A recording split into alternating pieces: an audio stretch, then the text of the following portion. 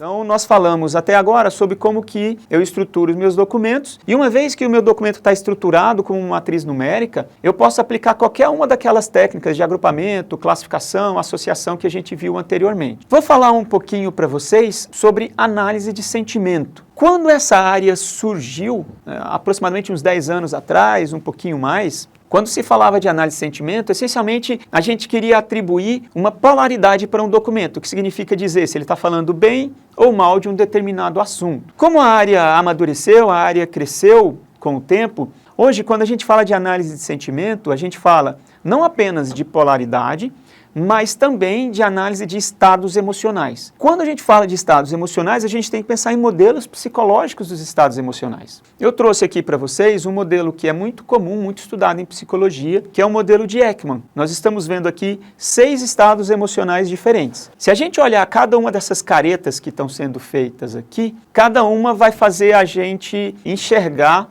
um determinado sentimento, tá? Por exemplo, se a gente olhar essa moça aqui da esquerda do canto superior, ela tá com jeito de quem tá com raiva. Aquela ali, desgosto. Esse cara aqui tá feliz. Aquela tá triste. Então, esses 6 estados emocionais que a gente está vendo aqui, raiva, medo, desgosto, surpresa, alegria e tristeza, são o modelo de Ekman. Até para quem gosta de animação, não sei se vocês já viram aquele filme chamado Divertidamente. No filme Divertidamente ele conta a história de uma menininha, na qual ela passa o tempo inteiro conflitando ali com as suas emoções.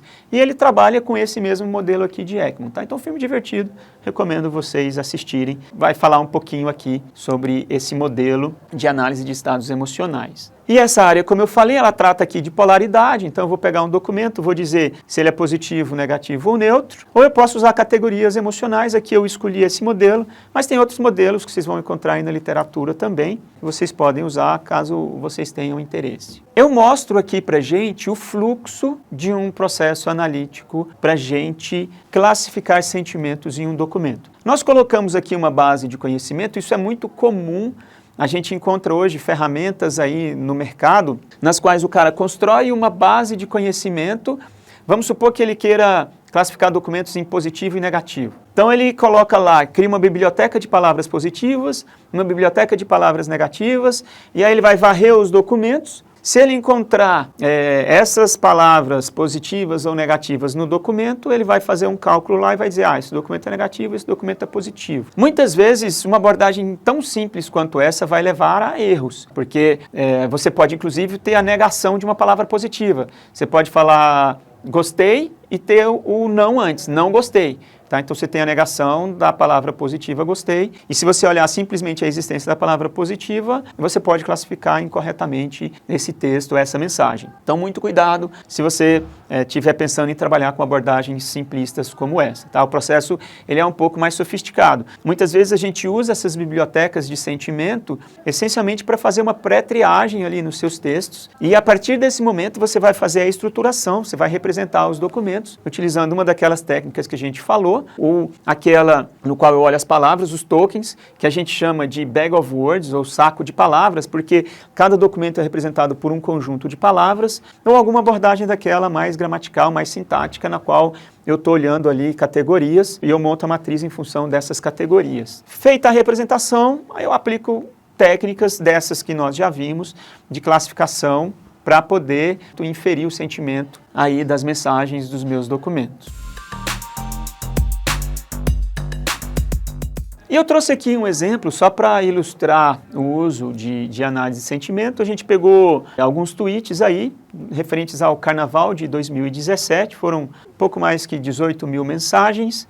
Aqui estão as palavras de busca que a gente usou, tá? Então a gente estava olhando o Carnaval na cidade de São Paulo, foliões, algumas hashtags que a gente buscou, e nesses gráficos eu mostro um pouco como é que está o sentimento das pessoas ao longo dos dias que a gente monitorou. Então no dia 24 de fevereiro tinha uma predominância de sentimento positivo, tinha um pouquinho de sentimento negativo, um pouco de sentimento neutro, e a gente vê a evolução disso ao longo do tempo. Ali a gente vê também as proporções para cada dia. Tranquilo, gente? Agora nós falaremos sobre representação distribuída de palavra. Do que se trata esse assunto? Qual que é a ideia? A ideia é que eu seja capaz de representar uma palavra por um vetor de palavras. E quando eu faço isso, esse vetor de palavras, ele é construído considerando aquelas palavras que têm relações de coocorrência com essa palavra que eu quero representar. Então, de certa maneira, essa representação distribuída de uma palavra traz uma informação de contexto para nós. Ela é chamada aí na literatura, em inglês, de word embedding, ou simplesmente representação distribuída de palavras. Pegando o nosso exemplo aí dos tweets do Carnaval 2017 aqui em São Paulo, eu vou mostrar para vocês os vetores de palavras quando a gente escolhe a palavra prefeito e quando a gente escolhe a palavra PM, que vem, né, que é a sigla aí de Polícia Militar. Então, quando a gente escolheu a palavra prefeito, veio esse conjunto de palavras acompanhando, e, portanto, esse conjunto de palavras traz um pouco do contexto que estava sendo discutido ali no Carnaval de 2007 em São Paulo. E a gente encontra aí as palavras comida, varre, Lula, cobra, vaias, recebido, Dória, gritos, presidente, Twitter, mitando. E se a gente olhar aqui algumas manchetes, né? No Carnaval de São Paulo, Dória samba e varre a avenida, João Dória é xingado e aplaudido, hostilizado, Dória se exalta e chama Folião de filho de Lula. Quer dizer, então a gente percebe que a ferramenta ela consegue trazer esse contexto do que está sendo falado aqui, na forma de uma representação daquela palavra por meio de um vetor de outras palavras. E aqui quando a gente fala da PM, e a gente vê o que aconteceu, né? Teve problemas lá, a PM jogou bombas para dispersar a multidão, etc. E a gente vê isso refletido aqui também na representação distribuída da palavra PM dentro dos textos que foram analisados. E o último tópico que eu vou mencionar aqui para a gente, nesse capítulo, é a extração de palavras-chave e a modelagem de tópicos em documentos. E o que é o tópico? Tópico é o assunto que está sendo tratado naquele documento ou naquele conjunto de documentos. Eu posso aplicar a identificação de tópicos para indexação automática de documentos, né, para fazer tagueamento de documentos, sumarização, recuperação, classificação, tá? Várias tarefas analíticas aí eu posso fazer sobre documentos a partir da modelagem de tópicos e da extração de palavras-chave deles, tá? Dos documentos. E a gente define aqui a palavra-chave como a menor unidade que representa uma ideia ou um tema. Quando você faz um trabalho científico ou quando você faz um documento técnico, muitas vezes você tem que dizer quais são as palavras-chave daquele documento. E temos abordagens aí estatísticas, temos abordagens linguísticas, de aprendizagem de máquina e combinações entre essas técnicas aí para a gente poder extrair automaticamente tópicos e ou palavras-chave de documentos. Para ilustrar isso, eu trago 3 exemplos para nós. Aqui nós estamos falando de tweets. Nós monitoramos aqui 3 programas, isso foi em 2012, tá? O Troféu Imprensa, Criança Esperança e A Fazenda.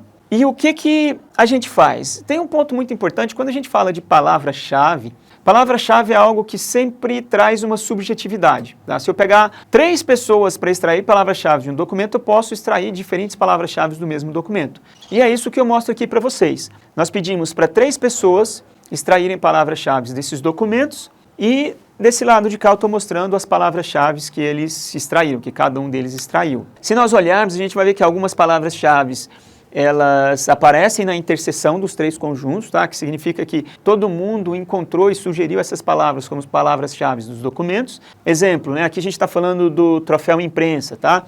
Então, Mel, Frankowiak, a palavra imprensa também aparece nos 3. Então, algumas palavras são identificadas por cada uma das pessoas, dos nossos avaliadores aqui, que extraíram as palavras-chave dos documentos. Mas algumas palavras também, só um deles propôs como sendo palavras-chave. Nessa tabelinha aqui de baixo eu mostro 3 técnicas diferentes.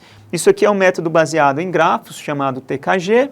Isso aqui é aquele método que a gente falou lá, TF e DF. Eu simplesmente olho a frequência da palavra num documento e a frequência inversa dessa palavra nos outros documentos. E uma outra ferramenta desenvolvida especificamente para extrair tópicos de documentos, que é uma ferramenta chamada KEA. E a gente pode ver que tem uma certa interseção, até grande, entre as palavras-chave extraídas pelos humanos e extraídas pelos algoritmos computacionais aqui também. É só interessante a gente observar que os humanos encontram mais eles destacam muito pessoas, né, nas palavras-chave, enquanto a máquina parece que ela ignora as pessoas, né? Ela só pegou aqui palavras que não são, com exceção do Mikael, que não são nomes próprios. A Mel também apareceu aqui, o Chai, enfim, apareceram alguns, mas a gente vê muito mais forte a indicação de pessoas aqui pelos humanos do que pelos algoritmos. Pegando o segundo programa, que é o programa Fazenda, aqui estão as palavras-chave propostas aí pelos nossos avaliadores e as palavras-chave encontradas pelos algoritmos. Para finalizar, falando agora do Criança Esperança, nós temos aqui as palavras-chave propostas pelos avaliadores também e as palavras-chave propostas aí pelo algoritmo, tá? Então, os algoritmos encontram, obviamente, Criança Esperança, a emissora, né? Aqui está falando dinheiro, milhões, emagrecer, Ronaldo. Aqui cabe só uma observação, tá? Que esse Criança Esperança foi gravado na mesma época em que estava sendo feito um programa para que o Ronaldo Fenômeno perdesse peso, né, e ele ia receber uma bolada se ele cumprisse aquela meta, tá? Então, a gente percebe que isso aparece aqui, o algoritmo é capaz de encontrar essas palavras-chave automaticamente.